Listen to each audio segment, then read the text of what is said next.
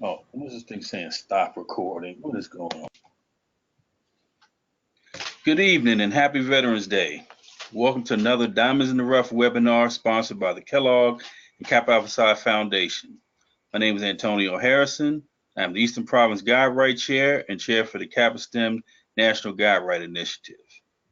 This week, we celebrate National Cybersecurity Career Awareness Week across the country. Join us in promoting awareness and explanation of cybersecurity careers. Tonight's speaker is Brother Terrance R. Campbell. He's a published practitioner scholar that has 35 plus years of senior level enterprise-wide information and instructional systems design, implementation, and evaluation experience across multiple critical infrastructure sectors. He also has 17 years plus of experience using participatory research principles, including the National Initiative for Cyber Security Education, NICE, and the Cybersecurity Risk Management Framework to build the capacity of individuals and organizations to design, implement, and evaluate infrastructure hardening interventions. Now, it's certainly a mouthful, but Brother Campbell is here tonight to break it down for our Kappa League and Guide Right students. So, Brother Campbell, the webinar is yours. Brother Harrison, thank you very much. So before we get started, let us start with let us actually go over what we're going to be talking about today. So we're going to start out with a common definition of cybersecurity. We're going to look at the impact that animation and gaming has had on our global economy.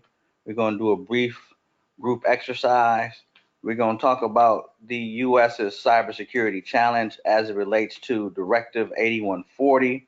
We're going to talk about the top 15 IT certifications for 2019 and how that aligns with gaming.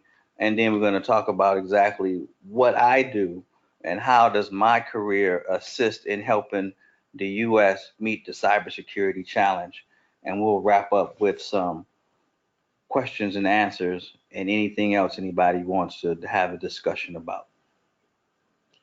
So, what is cybersecurity is a question that I oftentimes get. And the thing that I just really like to just make it very easy for people to understand is that cybersecurity is the practice of protecting systems, networks, and programs from digital attacks, or also said is the practice of protecting your digital assets.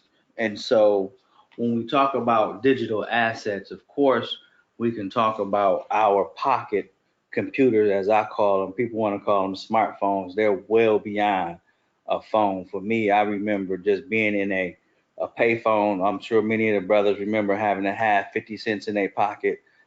Many of the brothers probably back then, before smartphones, could remember more numbers then than they can remember today. But when we also talk about digital assets, I want to talk about credentials. And so credentials are usernames and passwords. And so we not only have them for our computers, but we have them for a variety of online accounts that we have aside from any of the social media accounts.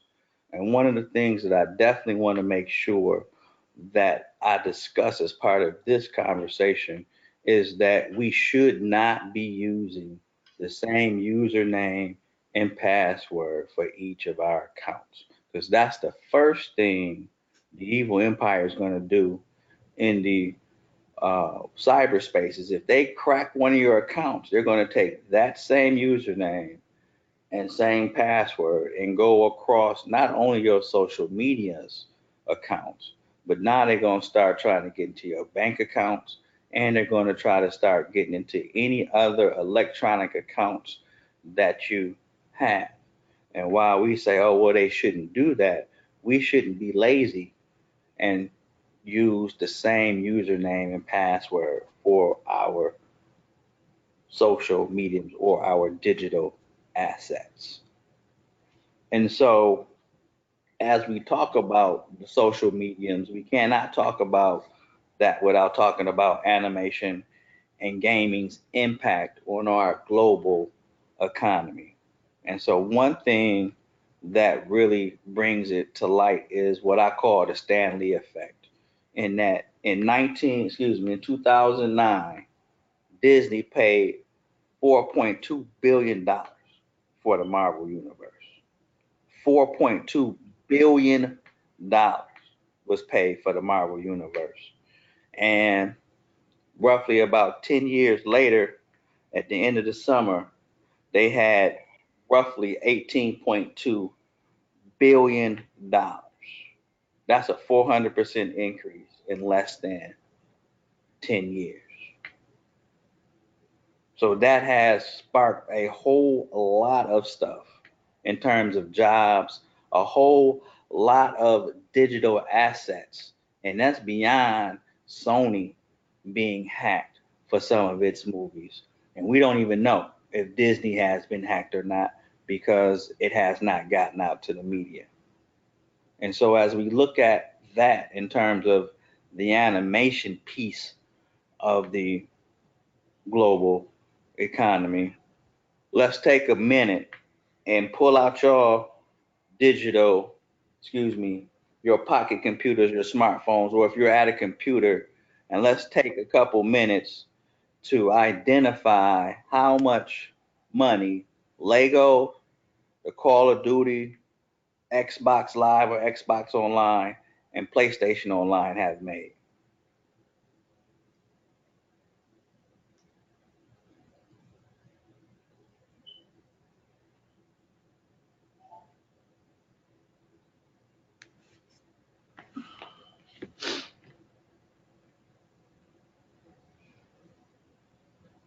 I'll give y'all a couple minutes.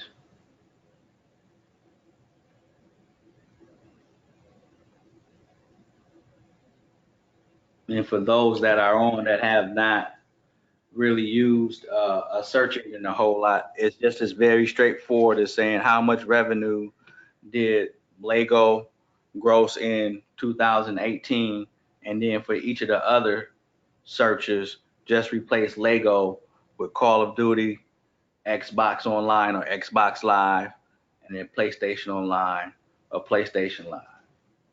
Okay. Well, some folks may be muted right now, but I do have Lego reported 5.5 billion in revenue for fiscal 2018, which was a 4% increase over the previous year. That is right. Yep. Lego, that is what I had. Yep. Let me look and see if anybody's put anything in the chat. Yeah, I'm looking for the chat. Don't make me work tonight. Okay, I'm helping. I'm helping out too. Okay.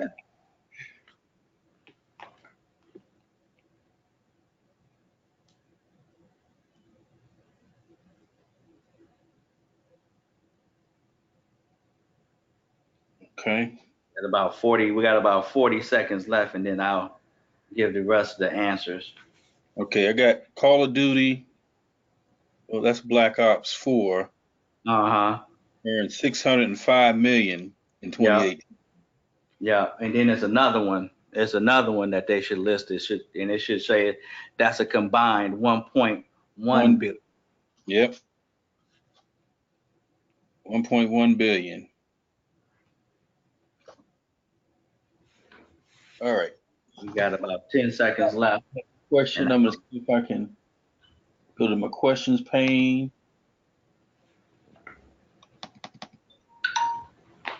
All right. So the other 1.1 billion. Sorry about that. Got him. For what? Yeah, Call of Duty. Yep, you got it. And so then Xbox Live, what I have is 8.4 billion, and then PlayStation 2, $12.5 billion.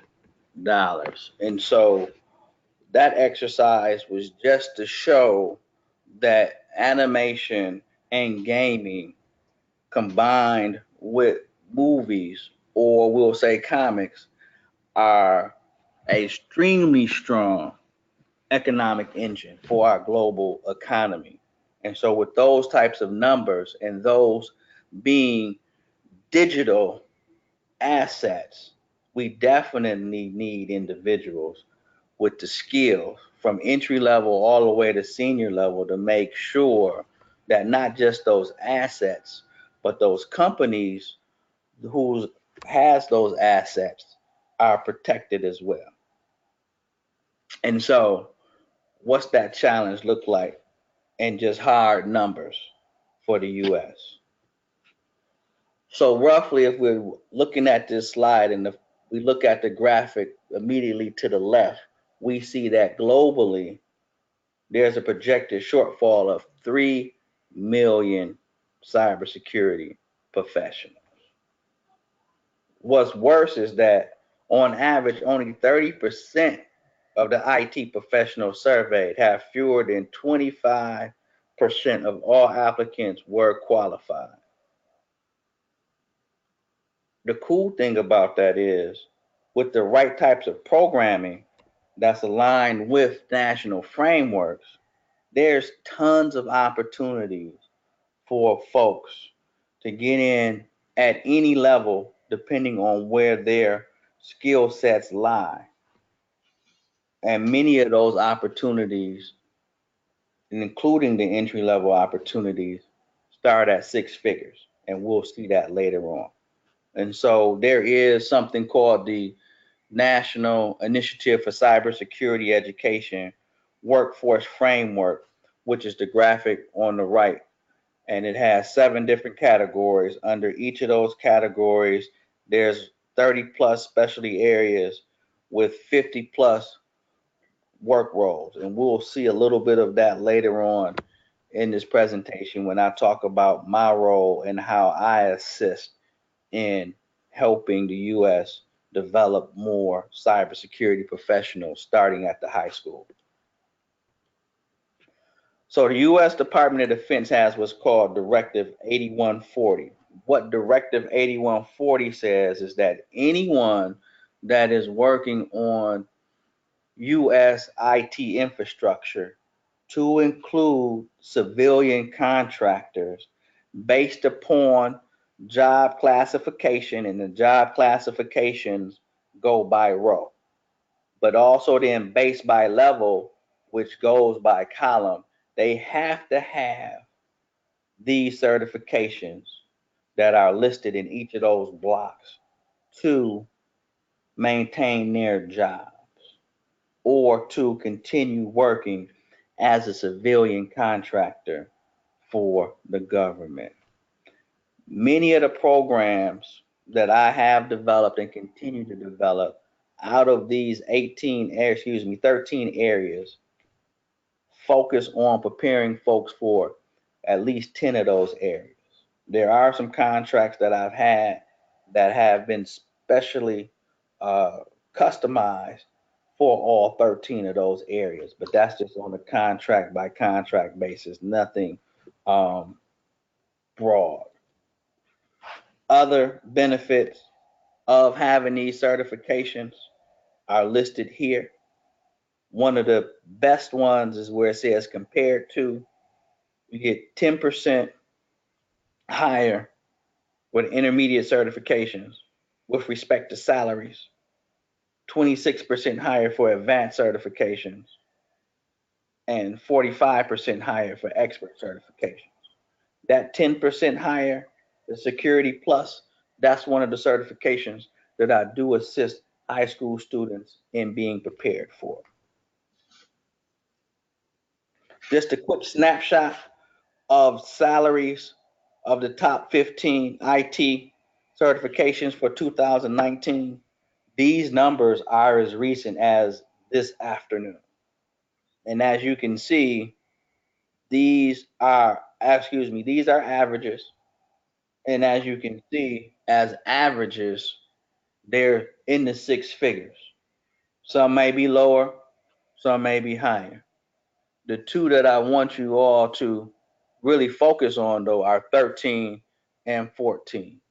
Those are the two certifications that I assist individuals as early as the 9th grade preparing for.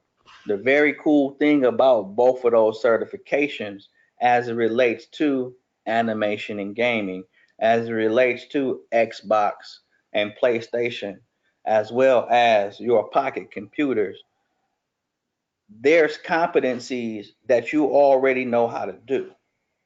We've all had to use tips and tricks, or all of us gamers know what those tips and tricks are to make sure our machine is performing at optimal level, that is connecting, giving it a couple extra IP addresses.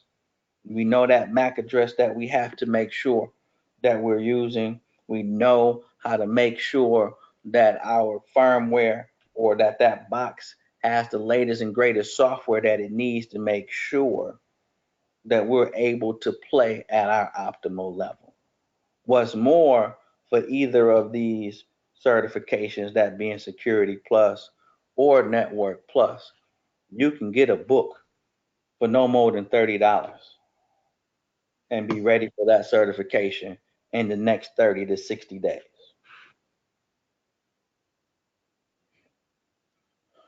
So, what's my career and how am I helping? So, I've got a couple of different careers. I would say that I am a cybersecurity analyst and education specialist, in that I've got an organization, my nonprofit, that we started about 26 years ago, where we actually do community research. One of the two things that we, or two of the things that we do is, one, we actually train individuals as young as the seventh grade to work in teams, helping grassroots organizations, to include faith-based institutions, employ Geek Squad type groups where the young men go in and actually do cyber infrastructure or cyber posturing, hardening reports, and then they actually help the churches put in labs. They do needs assessments of the congregation. So the workshops that they're doing in terms of digital literacy is actually what they need. That model has been something we've replicated across 3 different counties in Michigan with Wayne State University's VAC program. And we've got about 500 individuals that have jobs, IT type jobs, with Ford, GM, Apple, Comcast, Hewlett Packard, and numerous colleges and universities across the country. We also work with a company called Mavi Interactive, um, to develop different types of video games, cybersecurity in nature, where rather than going around in Call of Duty shooting folks, or playing a game with Mario where you're trying to get coins, the goals and objectives in that game are things that cybersecurity professionals do every day. I am a college and career technical education teacher for cybersecurity at a high school in Shelby County, which is Memphis, Tennessee. I also work for the University of Memphis. There is the West Tennessee STEM Hub, where I'm the senior cybersecurity program developer. I sit on the Cybersecurity Preparedness Consortium, and I am a judge for the National Science Olympiad here in Tennessee for cryptography, and in Michigan for video game development. And as we've talked about the National Institute of Standards and Technology, they've got an apprenticeship group, and then they have a K-12 work group, of which I am the co-chair for that work group.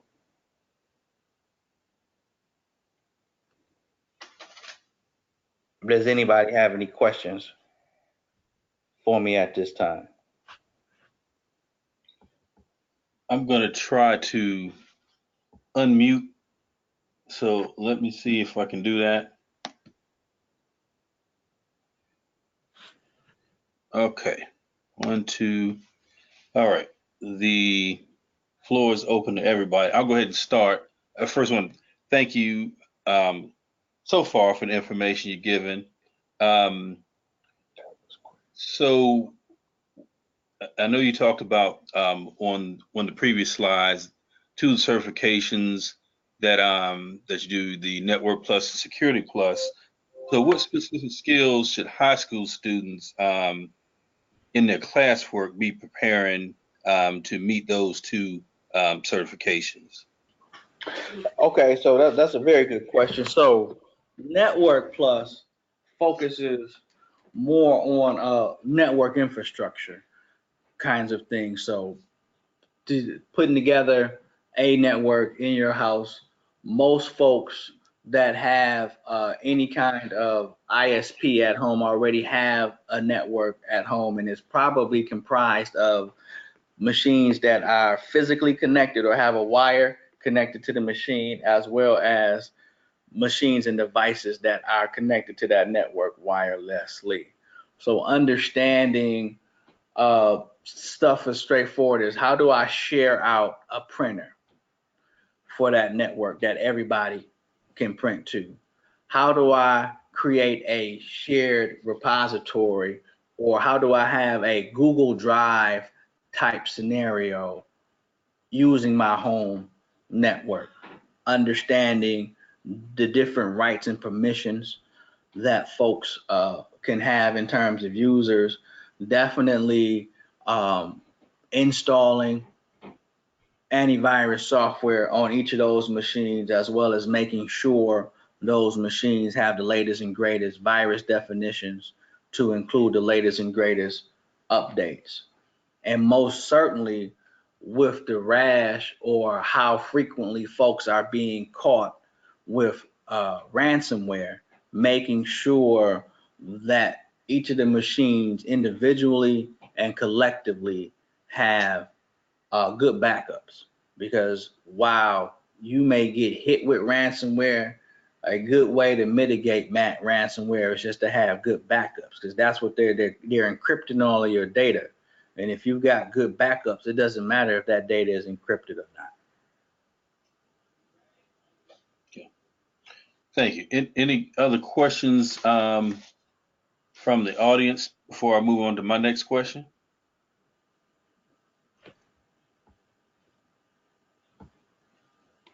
Hey, brother, this is Brother I see. I just want to make a quick comment in reference to what Campbell was saying about the items 13 and 14. I'm a recruiter, and I can definitely tell you that I always advise those in college or not, even not in college, that those basic levels, those numbers are correct, and you know, you don't start off like that. But if there's any way to start off, it would be in those two categories. And as he said, doing basic network troubleshooting, you know, is a key in the base to that. So, you know, it's definitely, you know, instead of just playing the games, be a part of someone that can help make the game, support those games, because it's definitely a career that will definitely not go away. So it's great information. Great information. I appreciate you saying that, brother, because one of the things that I did forget to mention, that the hook that I use in terms of preparing individuals for IT in general, specifically the cybersecurity realm, is we actually have a program where it's software development. So we're taking you through the process of developing software, i.e. video games, because a video game, whether it's Candy Crush or it is Call of Duty, is no different than Microsoft Office. Any of the Microsoft Office products, period. It's an application. The difference between a business application, though, and a video game is the video game is specifically designed for entertainment. However, the way that we develop the video games and the types of video games that we develop are called serious games, which means it's not just for entertainment, it's for some other purpose. And we actually have you engaging in tasks and activities that cybersecurity professionals engage in daily. What you should be seeing right now is the overseeing governed domain, which is one of the 7 domains of the cybersecurity workforce framework. And that is the website that I posted in the chat room is this site here. And for those of you that are interested in going into IT and you're not sure specifically what domain or what area that you want to go into with respect to that, these are the 7 areas that you can go into. And specifically, my area is oversee and govern, and it's part of training, education, and awareness, although I do a lot of everything that is in this oversee and govern area. I'm glad the brother that's on the call is a recruiter, because more specifically, my area is a area called governance, risk, and compliance. And he can let you know if of any of the areas you really want to go in, that's an area that you don't have to really be very technical, but the more technical and business minded you are, the more you are fit for this area, and this area makes a lot of money.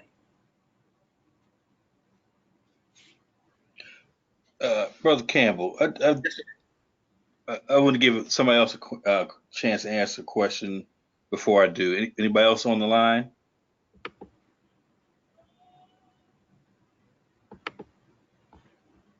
Okay, we'll come back. So I just want to make an observation. You know, working in cybersecurity, I've noticed that, in my opinion, Linux is surpassing Windows as a platform. Most cybersecurity tools, whether it be malware analysis or insider threat or DevOps, any machine learning. What can we do? And I've talked to college students who are not necessarily learning Linux in college. So Mm-hmm. what can we do to encourage our Kappa Leaguers Guide Right students to make sure that they're learning these specific programming and coding tools that are going to lead to some of these things you have on this list as far as AWS? I mean, and what would you say would be a way to get our students involved with Linux early? Well, so there's a couple of things. One of the things is that try to identify opportunities in your community for Linux and similar certification preparation classes that you typically won't see at colleges and universities, and that's for a myriad of reasons, which could be a whole nother webinar.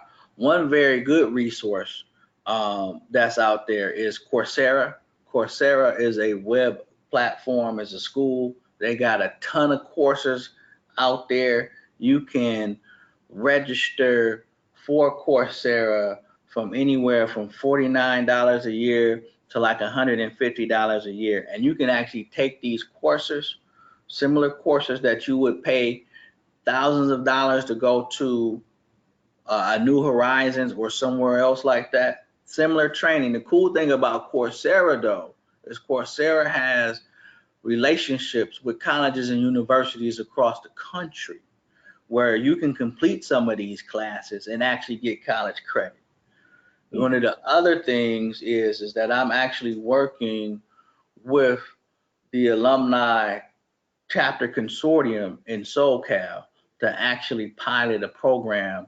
Actually, it starts, I think it's this Sunday, where I'm going to be figuring out how, through what a combination of blended learning, and all that is me sometimes being out in SoCal face to face, and then me sometimes giving webinars or web-based classes, that we can actually not only get leaguers involved in hands-on activities using some of the video games that I have, using some cool stuff called virtual machines, which is just a very cool way of saying, rather than logging on to something like Xbox Live and PlayStation Live playing video games, you're actually logging on to a virtual desktop or a virtual laptop or tablet and actually configuring those things, whether it be in a Linux environment, whether it be in a Windows desktop environment, be it in a Windows server environment, or God forbid, we teaching y'all what this product called VMware, which a lot of folks are using for any of these cloud-based services that you may see aside from AWS, which is Amazon Web Services, which is its own thing. We've had some conversations with Amazon as well as some conversations with Apple to figure out how do we use some grassroots best practices to actually get this stuff in the hands of those that love this stuff the most, young folks, so that we can have a homegrown solution for creating the next evolution of U.S. IT and cybersecurity professionals. Thank you. I have one more question. You mentioned SoCal, and I know that you live in Tennessee, but Uh-huh. you did programs with San Fernando, Santa Clarita alumni chapter guide right over in California. Yes, sir. Um, if other chapters were interested in um, taking advantage of some of your services, whether it be remote, what kind of suggestions or availability for things like that do you have? I'm very available to sit and have, questions, discussions about how to help folks. Because as I have had the conversation of the privilege of talking with you, Brother Harris, the more chapters that we can identify that are interested in this type of process, these types of projects, the more opportunities we have to write to folks like the National Science Foundation. I'm sure Kellogg will be very interested in increasing the return on their investment, for something like this. And then we've got Apple, we've got there's a coalition of HBCUs that are trying to figure out, how do they prepare more young men of color for not just IT careers, but IT college majors. And so, this all of this bubbles into the initiative that we have with respect to Kappa TV and just being a larger pipeline for colleges and universities across the country. So if we can come together and collectively say we've got the Eastern Province and the Western Province, for example, want to do these kind of programs, and I'm saying, okay, let's do these kind of programs, but let's be intentional on collecting the data and showing what the impact of these programs truly is. Thank you. Questions on the line. I think I have everybody unmuted. So if you got a question, Brother Kevin Jones in Washington, D.C., I see you on the line. Brother Pierre Oscar, Brother Robert Lucky Jr., Spring 91, Scott Johnson, He Brother calling. McKay. Brother Johnson got to represent for 91 because I'll spring 91 too. I'm on the line. I'm on the line. Epsilon Tau, spring 91, Northern Province. But this is what I will say in terms of questions, because I know I gave out a lot of information. I don't have a problem at all getting on another call, doing another webinar. Y'all just have Brother Harrison arrange it, and we can make it happen. I have to do this. This is not something that I'm just doing this for this week. This just happens to be one thing that I have been able to do with Brother Harrison. We've been, what, 2 or 3 years, Brother Harrison, trying to do something. Yeah. So it's just all the planets have aligned for this particular activity to occur, and I'm not planning on stopping doing anything until I'm in that pine box.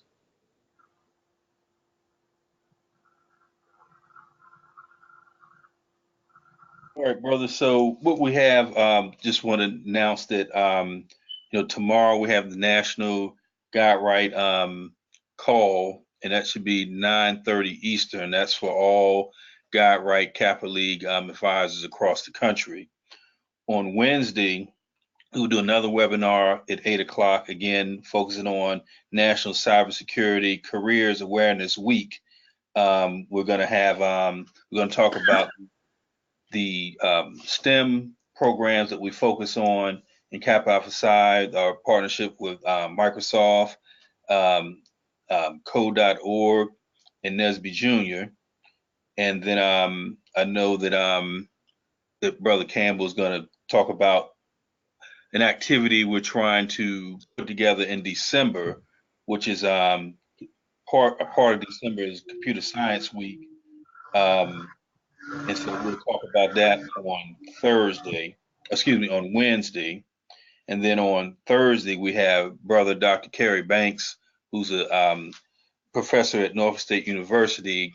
He's going to speak on opportunities for, getting into college. And he's also very involved with intercollegiate athletics. So if you got guy right or Kappa leaguers who are getting ready to graduate that want to know about being eligible for sports, and particularly if they want to do sports and have a IT major, he's a great resource. So he'll be on the line for us on Thursday.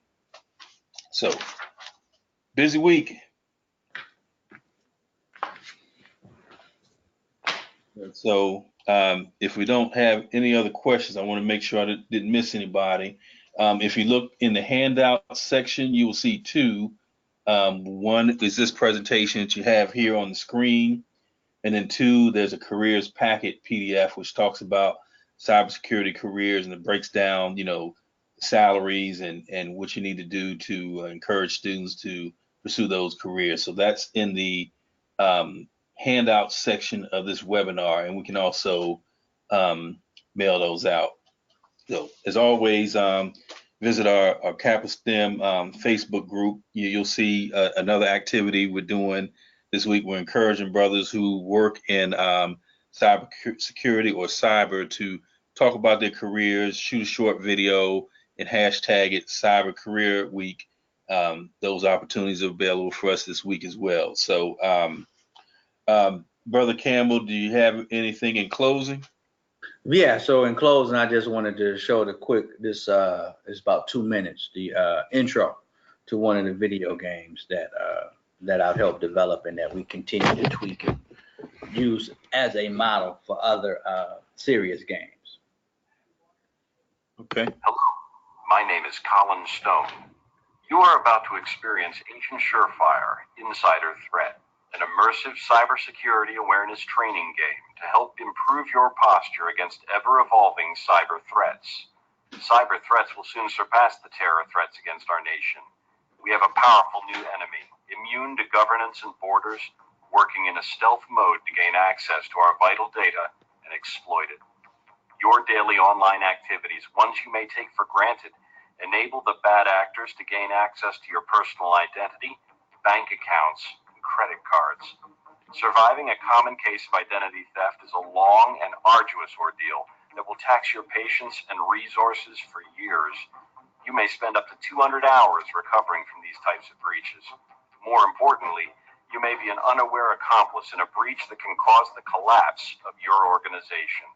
You could find yourself responsible for the livelihood of thousands of colleagues. You could lose your job and even get prosecuted. Awareness is your best defense against a majority of the most damaging threats. It is in your best interest to pay close attention to this training and gain insight as to how you can improve your information awareness. In today's interconnected economy, your life as you know it may depend on it. This training is designed to help you connect the dots between your daily work life and the increasingly dangerous cyber threats. You will be developing your skills in a highly innovative, immersive learning environment that lets you experience the peril of the latest physical and online security threats. With the insights of renowned experts and organizations, such as the National Institute of Standards and Technology, this training experience delivers relevant content in the form of a cinematic, interactive game. It will help you to focus your attention and to remain engaged while giving you a chance to change your daily behavior and become cyber aware and cyber ready. This training provides a safe environment where making mistakes only impacts your virtual character without serious real-world repercussions. Nevertheless, play to win. Your day-to-day actions and your critical thinking skills are integral to the defense against malicious breaches into your organization. By engaging yourself in this non-linear learning environment, you will gain a deeper insight into how attackers think. There are over 100 examples of vulnerabilities and threat vectors that bring about the most common and damaging security breaches. You need to find only one example of each category to complete your required training goals. This should take less than 60 minutes. Additionally, you're advised to continue hunting down threats and vulnerabilities laced all over the environment. Identify and catalog as many of them as possible. Gain additional points and achieve the highest level of play. Embrace your role as Agent Surefire and save the day. Enjoy the game-changing experience of Agent Surefire. Are you cyber aware and cyber ready?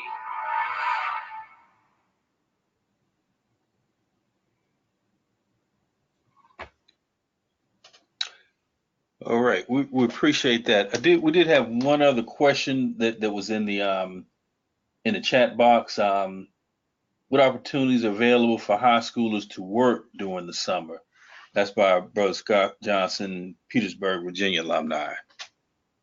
So here in Memphis, we've got, or say greater Memphis, we've got about 25 different companies that we're right now identifying everything from volunteer to paid internships over the summer for students in the ninth grade all the way up to the 12th grade. For juniors and seniors, we're actually also identifying internships that over the summer can parlay into internships through the school year.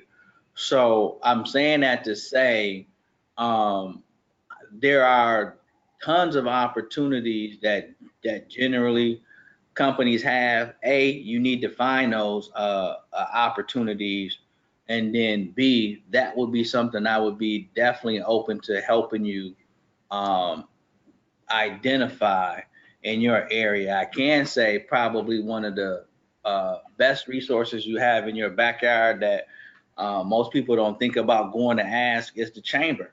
Go ask your local chamber who is their person at each of the businesses that's a member of the chamber that you would need to talk to about internships and fellowships, paid or unpaid. Businesses usually have them. Businesses just don't usually have that mechanism or process to get that information out to the masses. All right, so that answer your question, Brother Johnson?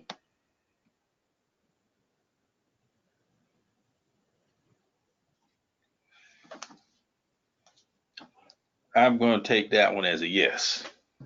So again, if there's no other questions, we want to thank Brother Terrance Ray Campbell for taking time this evening during our Cybersecurity Careers Awareness Week. This is our first year focusing on this, and this is an extension of a program that's sponsored by the National Institutes of Standards and Technology, and we want to expose as many of our Guide Right and Kappa League students to these opportunities because the more we get involved with government opportunities, the doors become open for other opportunities that we can go for our Kappa Leaguers and Guide Right students.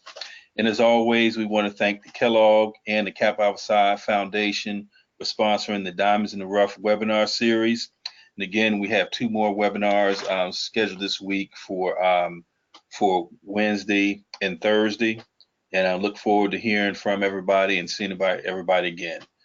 Thank you and have a good evening.